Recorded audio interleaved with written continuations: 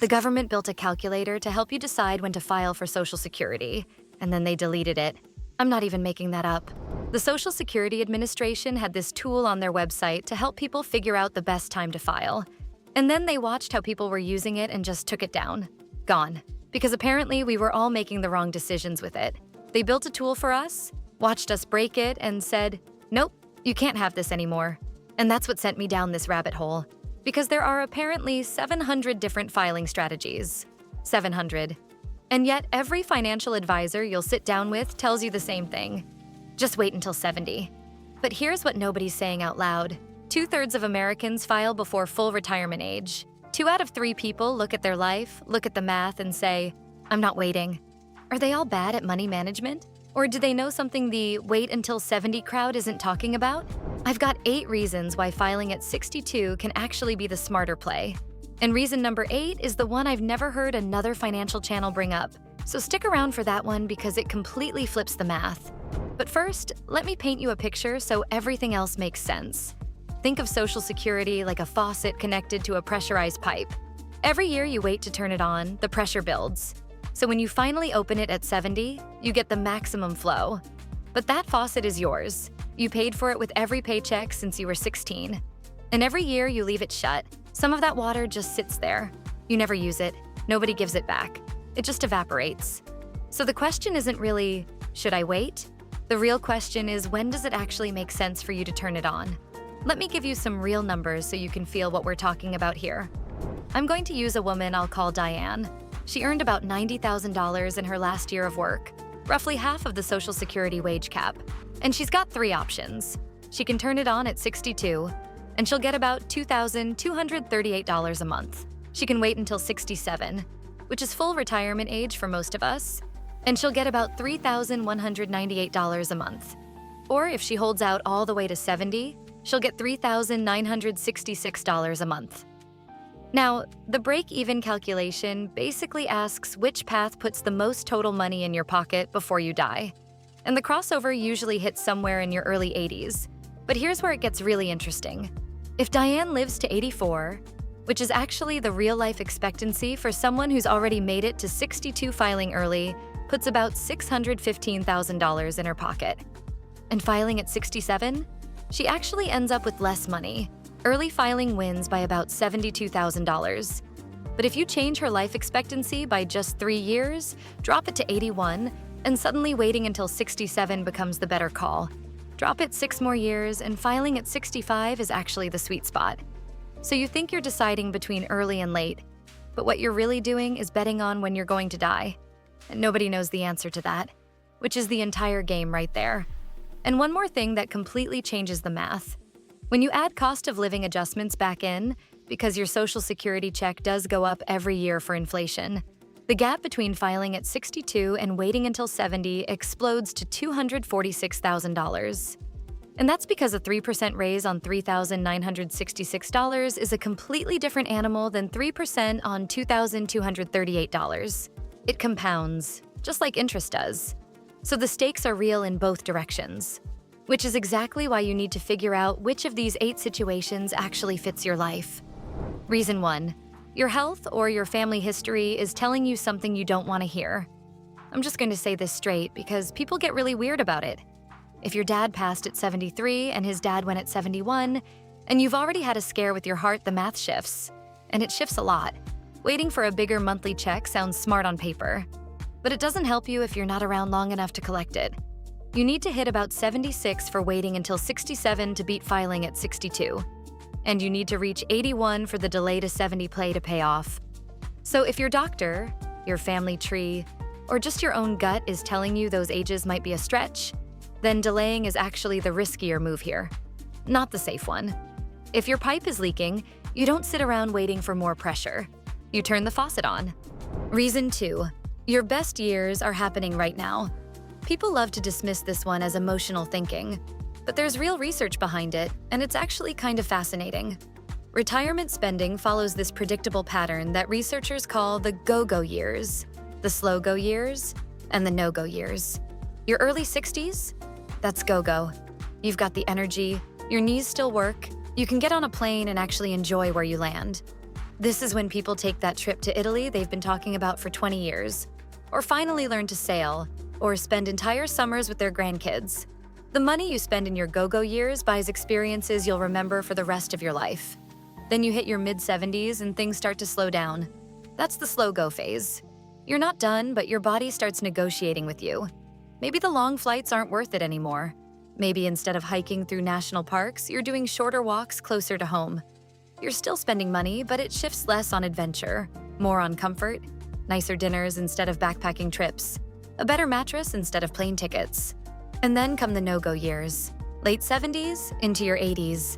This is when your world gets really small. You're spending a fraction of what you spent at 63, not because you got better at budgeting, because your body won't let you spend it even if you wanted to. The biggest expenses now are medical, maybe some help around the house. The travel brochures just sit on the counter. I heard this story that really stuck with me. This guy spent his whole career doing the responsible thing, delaying everything, and he finally retired at 72 with more money than he'd ever imagined. And you know what he spent the first 2 years doing? Going to the doctors. So by the time he was actually free to do the things he'd been planning all those years, he was already deep into slow-go, and half those plans, they needed a go-go body. The money was there, but the life wasn't. And that's not really a math problem, is it? That's a timing problem. And $2,238 a month when you're 63 and you can actually live your life might genuinely be worth more than $3,966 at 70 when your world has gotten a whole lot smaller. Reason 3, your spouse can't access spousal benefits until you make your move. This one really drives me crazy because financial advisors just skip right over it.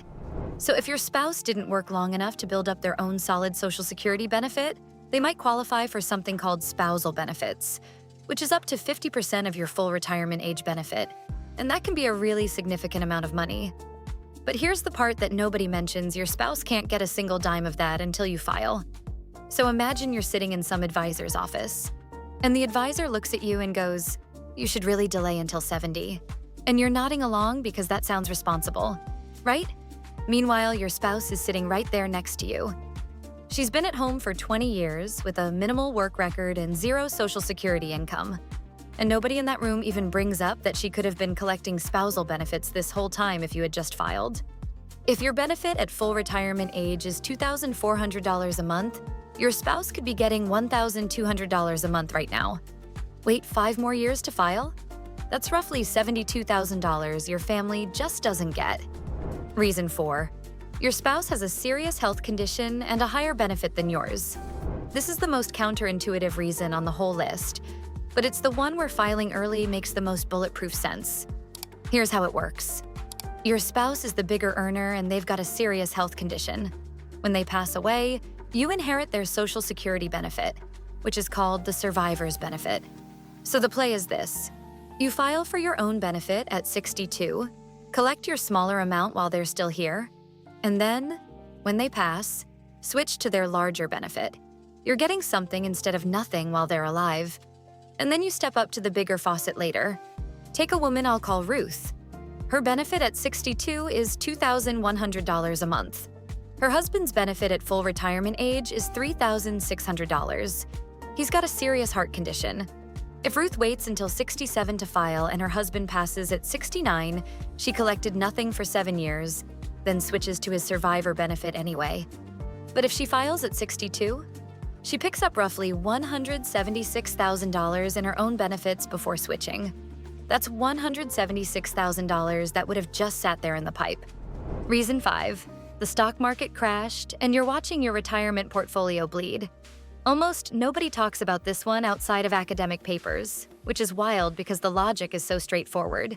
Let's say you're in retirement, drawing on your investments, and the market drops by 40%. Think 2008. Selling investments at those prices to pay your electric bill is brutal. Every share you sell at a loss can never be recovered for you. But what if you turned on Social Security instead? Now you've got this guaranteed monthly income coming in, so you can stop selling at fire sale prices and give your portfolio some room to breathe. And here's the part that really gets me. If you haven't started pulling from your portfolio yet and the market crashes, you could turn on Social Security and put that monthly check directly into the market while everything is on sale. You're buying stocks at a discount? funded by guaranteed government income while everybody else is panic selling. And that's not reckless at all. That's the kind of move that looks genius in hindsight. Your financial advisor is on the phone telling you not to make emotional decisions. And meanwhile, you're buying index funds at 60 cents on the dollar funded by your Social Security check. And hey, if this is clicking for you, hit that like button and subscribe. There's a lot more coming. Reason 6, you're sitting in a tax sweet spot right now, and it won't last. So here's something about financial psychology that most people don't realize. Up to 85% of your Social Security benefits may be taxed if your income exceeds certain thresholds. They use something called provisional income, which is basically your regular income plus half your Social Security benefit. But if you're in a low-income period right now, maybe you just retired and your required minimum distributions haven't kicked in yet, the Social Security you'd collect today might barely be taxed. Maybe not at all. But after 73, those required distributions from your retirement account start pouring in and they push your taxable income way up. So if your Social Security is already running by then, you've already collected years of income at little or no tax before that flood hits.